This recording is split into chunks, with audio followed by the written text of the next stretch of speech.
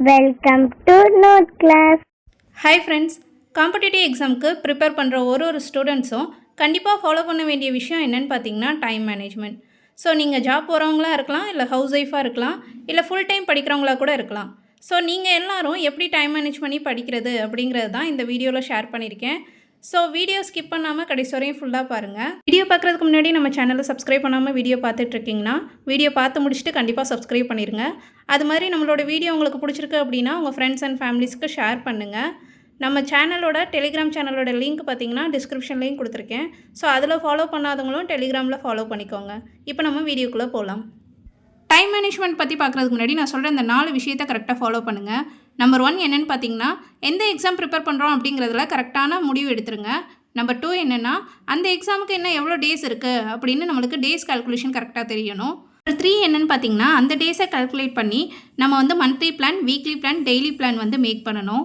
4 என்னென்னா, இப்போ நீங்கள் நாளையிலேருந்து படிக்க ஸ்டார்ட் பண்ணுறீங்க அப்படின்னா அதுக்கு முதல் நாள் நைட்டே, அதாவது இன்றைக்கி நைட்டே நீங்கள் என்ன பண்ணணும்னா, நாளைக்கு என்ன பண்ண போகிறோம் அப்படிங்கிறத நீங்கள் வந்து ஷார்ட்டாக எழுதி வச்சிடணும். ஸோ நீங்கள் எழுதினா மட்டும்தான் அந்த கோலை வந்து கரெக்டாக அச்சீவ் பண்ணுவீங்க. ஸோ நீங்கள் எழுதலைன்னா நம்ம அப்படி படிச்சுக்கலாம் அப்படிங்கிற மாதிரி அதை விட்டுருவீங்க. ஸோ முதல் நாள் நைட்டே நீங்கள் என்ன படிக்கணும் அப்படிங்கிறத கரெக்டாக பிளான் பண்ணி எழுதி வச்சுக்கோங்க. ஸோ இந்த 4 டிப்ஸை நீங்கள் ஃபாலோ பண்ணும்போது டென்ஷன் இல்லாமல் மைண்ட் ஃப்ரீயாக வந்து நீங்கள் படிக்கலாம். ஸோ எந்த ஒரு விஷயத்தையும் நம்ம கரெக்டாக பிளான் பண்ணி அதுபடி எக்ஸிக்யூட் பண்ணிட்டு வரப்போ நம்மளுக்கு வந்து எந்த டென்ஷனுமே இருக்காது. இப்போ நீங்கள் 1 டேயில் படிக்க பிளான் பண்ணுறீங்கன்னா அந்த டேயில் நீங்கள் ஃபஸ்ட்டு ப்ரியாரிட்டி எதுக்கு கொடுக்கணும்னா கஷ்டமான சப்ஜெக்ட்டுக்கு தான் கொடுக்கணும். ஸோ கஷ்டமான வேலையை நீங்கள் ஃபஸ்ட்டே பண்ணி முடிச்சிட்டிங்கன்னா உங்களை அறியாமல் ஒரு ஹாப்பினஸ் ஃபீல் வந்து வரும். ஸோ அதுதான் உங்களை வந்து கரெக்டாக கொண்டு போகும். நீங்கள் வந்து கஷ்டமான சப்ஜெக்டை தள்ளி நம்ம அப்புறம் படிச்சுக்கலாம் அப்படின்னு நீங்கள் ஒதுக்கி வச்சிங்கன்னா கடைசி வரையும் படிக்க முடியாமல் போக சான்ஸ் இருக்குது. ஸோ நீங்கள் ஃபஸ்ட்டு ப்ரியாரிட்டி உங்களோட டே லைஃப்பில் நீங்கள் எது கஷ்டம்னு நினச்சி ஃபீல் பண்ணுறீங்களோ அதுக்கு வந்து கொடுக்கணும். நீங்கள் படிக்கிறத பார்ட்டாக பிரித்து படிக்கணும். ஃபார் எக்ஸாம்பிள், நீங்கள் இப்போ ஒரு நாளில் 5 மணி நேரம் படிக்கிறீங்க அப்படின்னா 5 மணி நேரம் அப்படிங்கிறத நீங்கள் கண்டினியூவாக படிச்சிங்கன்னா நம்மளால் வந்து கான்சன்ட்ரேஷன் கண்டிப்பாக பண்ண முடியாது.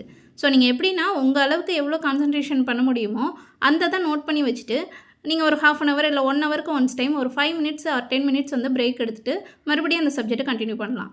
ஸோ நீங்கள் படிக்கும்போது ஒரே சப்ஜெக்டை கடைசி வரையும் படிச்சுட்டு இருந்தீங்கன்னா அதில் வந்து நம்மளோட கான்சன்ட்ரேஷன் ஃபுல்லாக இருக்காது.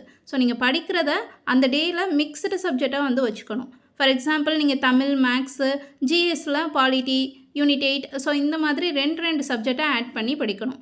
அது மாதிரி நீங்கள் எடுத்துக்கிற பிரேக் டைமில் பார்த்தீங்கன்னா நீங்கள் ஃபோன் வந்து கம்பல்சரி யூஸ் பண்ணாதீங்க. ஏன்னா நீங்கள் ஃபோன் 5 minutes பார்க்கலாம் அப்படின்னு நீங்கள் பிரேக் டைமில் எடுத்திங்கன்னா அதை வந்து கண்டிப்பாக கீழே வைக்க மாட்டீங்க.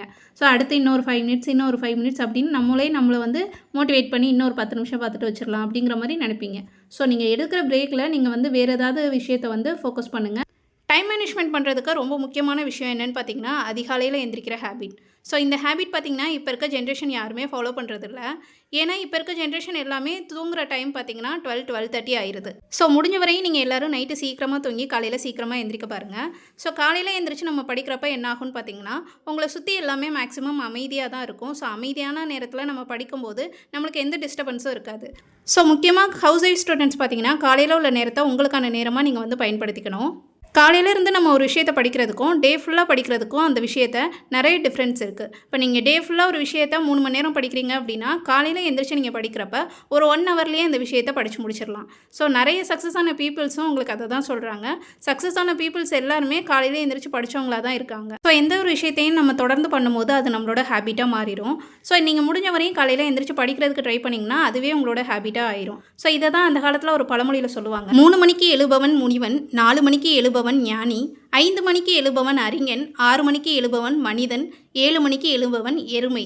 ஸோ இதில் நீங்கள் எந்த கேட்டகரியில் இருக்கீங்க அப்படிங்கிறத கீழே கமெண்ட் பண்ணுங்கள். ஸோ எந்த டைமில் நீங்கள் எந்திரிக்கிறீங்க அப்படிங்கிறத கீழே கமெண்ட் பண்ணுங்கள்.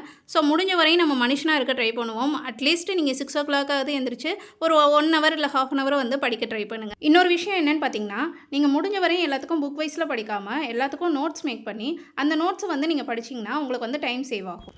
ஸோ ஃபைனலி நான் சொல்ல வர கருத்து என்னென்னா, எல்லாமே நம்ம நேரம். இந்த வார்த்தையை நம்ம சொல்லும் விதத்தில் தான் இருக்குது நம்ம வெற்றியின் ரகசியம். ஸோ இந்த வீடியோ உங்கள் எல்லாருக்கும் பிடிச்சிருக்குன்னு நினைக்கிறேன். பிடிச்சிருந்துச்சுன்னா மறக்காமல் லைக் பண்ணுங்கள், கமெண்ட் பண்ணுங்கள். உங்கள் ஃப்ரெண்ட்ஸ் அண்ட் ஃபேமிலிஸில் யாராவது டிஎன்பிஎஸ்சி ரிலேட்டடான எக்ஸாமுக்கு ப்ரிப்பேர் பண்ணுறாங்கன்னா நம்மளோட வீடியோவை ஷேர் பண்ணுங்கள். தேங்க்யூ.